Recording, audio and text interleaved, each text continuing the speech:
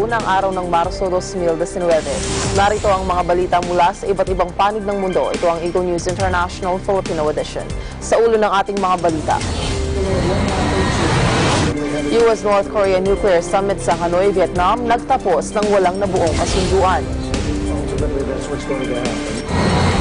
Libu-libong turista na stranded sa Bangkok matapos kanselahin ng Thai Airways ang biyahe sa Pakistan kasunod ng biglaang pagsasara ng Islamabad ng kanilang airspace. Longtime lawyer ni US President Donald Trump na si Michael Cohen, tinawag na con man ang US President sa kanyang pagharap sa US Congress.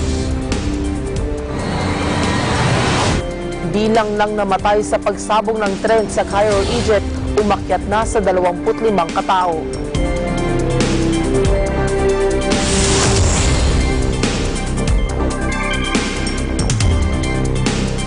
Ako po si Maricar Velasco, ang inyong magiging tagapagbalita.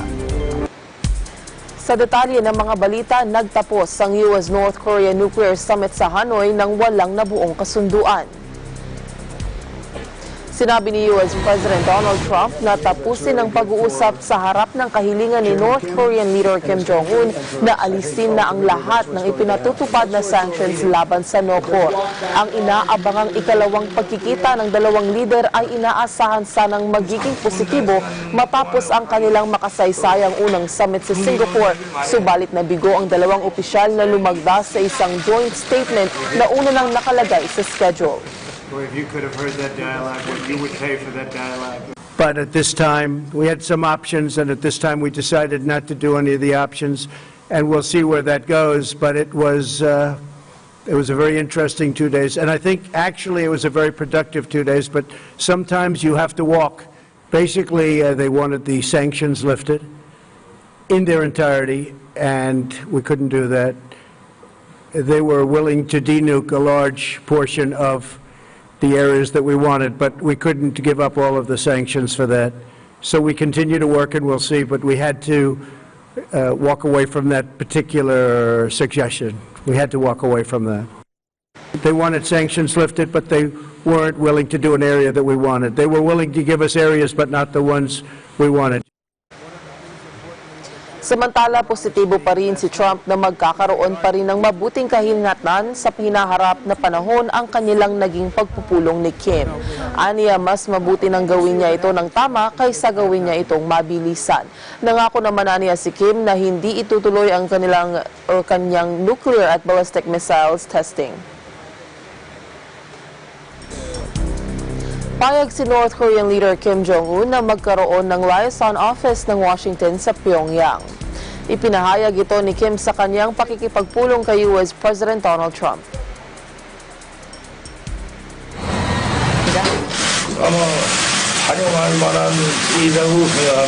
Well, I think that is something which is welcomeable. I think no matter what happens, we're going to ultimately have a deal that's really good for Chairman Kim and his country. Ang liaison offices ay mas mababang level sa mga embedahada, subalit posibleng maging inisyal na hakbang ito upang maging normal ang relasyon ng dalawang bansa. Samantala, sinabi naman ni US President Donald Trump na isang malaking bagay ang ideya ng pagbubukas ng US liaison office sa Pyongyang. I think no matter what happens, we're going to ultimately have a deal that's really good for Chairman Kim and his country and for us. I think ultimately that's what's going to happen. That's where it's all leading. It doesn't mean we're doing it in 1 day or 2 days, but it's all leading toward a very, very big success. And I really believe that with this great leadership, I really believe that North Korea is going to be very successful. And economically, it's going to be something very, very special. Pinabagsak ng Pakistan ang dalawang Indian fighter jets sa Kashmir region. Kinumpirma ito ng India kung saan isa lamang ang napabagsak kaya gumanti rin sila sa pamamagitan ng pagpapabagsak rin ng isang fighter jet ng Pakistan. Isa ito sa pagganti ng Pakistan matapos ang inulunsad na airstrike ng India sa teritoryo ng Pakistan. Sinabi ni Pakistani Chief Military Spokesperson Major General Asif Jagh Hafor na kanilang inaresto ang dalawang Indian pilot matapos na bumagsak ang eroplano nila sa Kashmir.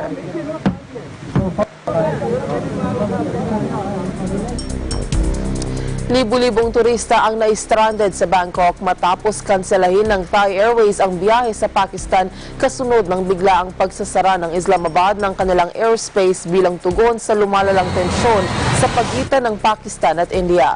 Ayon sa Thai flag carrier, 27 flights, karamihan ay European routes ang kinansela. 3 passenger jets din na ang napilitang bumalik sa Suvarnabhumi Airport sa Bangkok dahil sa pagsasara ng Pakistan ng kanilang airspace. Una rito, sinabi ng Pakistan na pinabagsak nila ang 2 Air Force plane ng India na pumasok sa kanilang airspace at hinuli ang 2 Indian pilot. Inamin din ng India na pinabagsak nila ang isang Pakistani fighter jet. They say now they have a fixed booking for the 6th March. This is a problem for me, because I have to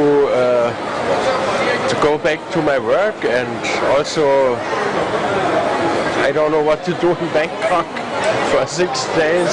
This is things that happen sometimes. We were supposed to go tonight, yesterday night, but we don't know anything yet. But I think Thai Airways do what they can do. Yeah, I was here on a holiday now for 3.5 weeks, so I was supposed to work on Friday, but I won't do that. So it's a little bit problem, but what can you do? It's nothing you can do. Hinimok ni Indian Prime Minister Narendra Modi ang kanilang mamamayan na magkaisa laban sa pag-atake ng kanilang kalaban matapos ihayag ng Pakistan na dinakip ng mga ito ang 2 Indian pilots. Sa kanyang talumpati, hinikayat ni Modi ang kanyang mga kababayan na magkaisa laban sa mga gustong i-destabiliza ang India. Aniya, magkakaisa ngayon ang buong bansa at naniniwalaan niya sila na kapasidad ng kanilang puwersa para daigin ang kanilang kaaway. Magbabalik ang Eagle News International Filipino Edition.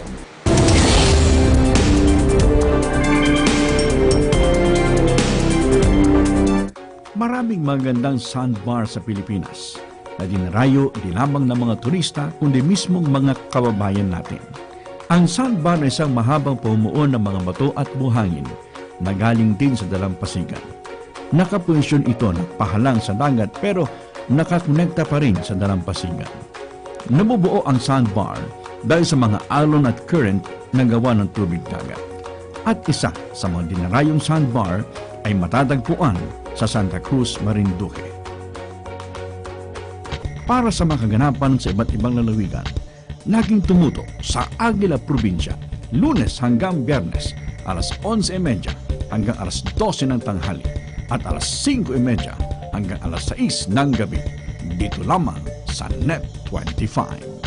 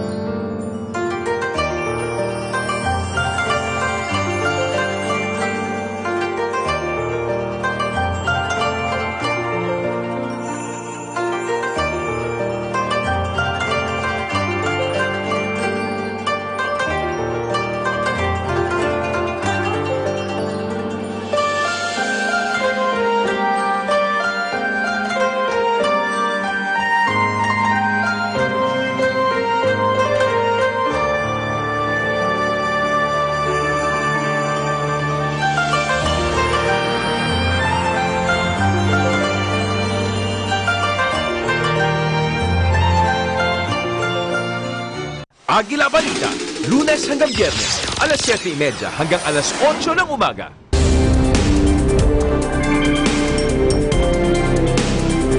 Umarap sa U.S. Congress ang longtime lawyer ni U.S. President Donald Trump na si Michael Cohen. Sa kanyang pagharap sa Kongreso, tinawag ni Cohen na conman ang inveterate liar ang U.S. President. Tungayan natin ito. Mr. Cohen, right here. First of all, I am ashamed because I know what Mr. Trump is. He is a racist, he is a con man, and he is a cheat. to give is the whole truth and nothing but the truth, so help you God. Let the record show that the witness answered in the affirmative, and thank you, and you may be seated. We're not at impeachment at this point.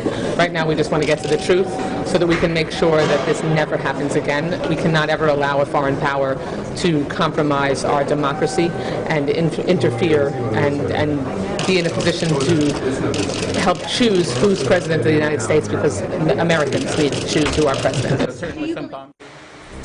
Isinagawa na ang inaabangang usapang pangkapayapaan sa pagitan ng leftist government ni Nicaraguan President Daniel Ortega at ng oposisyon. Tumagal ang peace talks ng 7 oras at magpapatuloy ito ngayong araw. Layunin ng pag-uusap na matapos na ang krisis sa bansa na nagsimula noong Abril ng nakaraang taon. Hindi dumalo si Ortega sa nasabing pag-uusap, subalit humarap dito ang 6 niyang kinatawan, gayon din sa panig ng oposisyon. En esta primera sesión se trabajó en la aprobación de la hoja de ruta que constituye la normativa del funcionamiento de la negociación. De la propuesta inicial de 12 puntos se lograron la aprobación de 9. Las partes acuerdan celebrar la segunda sesión de la mañana, el día de mañana, jueves 28 de febrero. Daan-daang katao ang nagtipon sa Yangon para isulong ang pagsasagawa ng Constitution Reform. Ang nasabing aktibidad ay kasunod ng pagbuo ng committee noong nakalipas na linggo para pag-usapan ang pagrebisa sa Military Scripted Constitution. Ang binuong committee ay nabuo sa pamamagitan ng pagboto ng mga miyembro ng parlamento na dinomina ng National League for Democracy ni Aung San Suu Kyi. Ang rally ay pinangunahan ng mga pro-reform activists. Dinaluhan naman ito ng mga nakasuot ng t-shirts na may nakasulat na hashtag We Want Changes.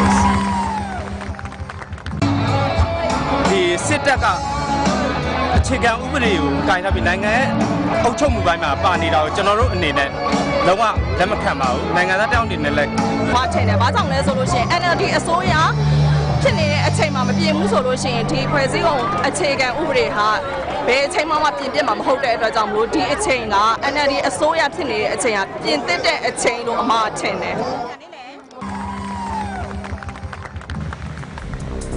Siyam katao ang nasugatan sa banggaan ng 2 commuter train sa Rio de Janeiro, Brazil.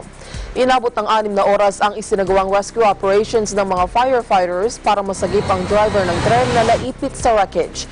Kinumpirma naman ng Rio Fire Department na buhay pa ang driver na nabigyan ng oxygen balloon para matulungan itong makahinga habang isinasagawa ang rescue operations. Nangyari ang aksidente alas 6:50 ng umaga nang bumangga ang isang tren sa likurang bahagi ng isa pang tren sa São Cristóvão Station. Kasalukuyan pang inaalam ang sanhi ng aksidente. Umakyat na sa 25 katao na ang kumpirmadong patay habang nasa 40 iba pa ang sugatan matapos ang pagsabog ng tren sa Cairo, Egypt. Naganap ang insidente sa Ramses Station sa Central Cairo matapos na bumangga ang train sa platform at sumabog ang fuel tank nito.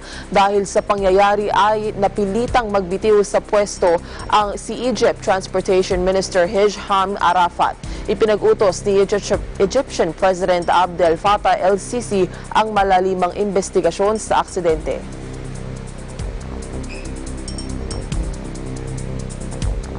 Ang iba pang mga balita sa aming pagbabalik.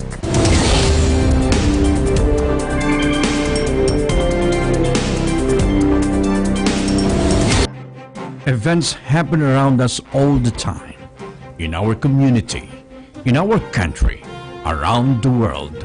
Events that affect people, move communities, or simply inspire us. Interesting events that people need to know. In these interesting times, we continue to be a competent partner. We can complete this effort, and again I say if, and can reach a satisfactory solution to the all-important outstanding issue of enforceability, as well as some other concerns we might be able to have an agreement that helps us turn the corner in our economic relationship with China. Much still needs to be done, both before an agreement is reached and, more importantly, after it is reached, if one is reached.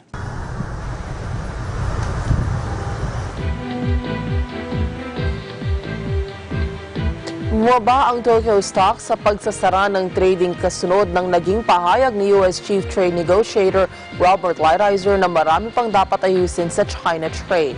Ang benchmark Nikkei 225 index ay bumaba ng 0.79% o 171.35 points at nagsara sa 21,385.16.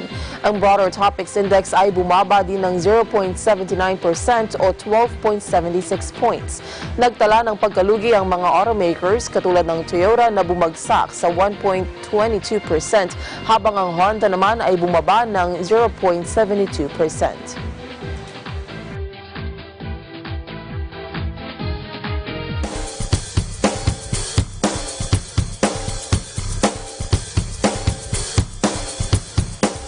Ipinakita ng iba't ibang tech companies mula sa iba't ibang panig ng mundo ang kanilang mga bagong gadgets sa isinagawang Mobile World Congress sa Barcelona.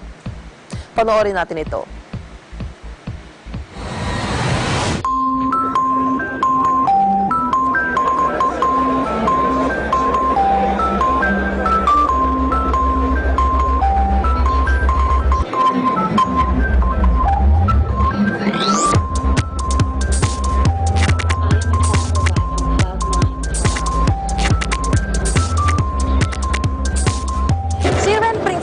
Para cuidado de niños pequeños y gente mayor de casa. Por ejemplo, a los abuelos tienen que tomar 3 veces el medicamento, pues les recuerda cuando le toca. O a los niños pequeños les lee cuentos, les baila, les enseña idiomas.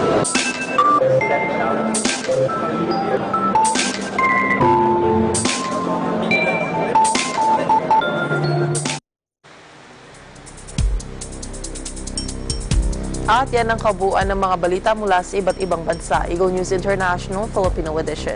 Sa pangalan ng mga bumubuo sa Eagle News Service, ako po si Maricar Velasco, and I am one with 25.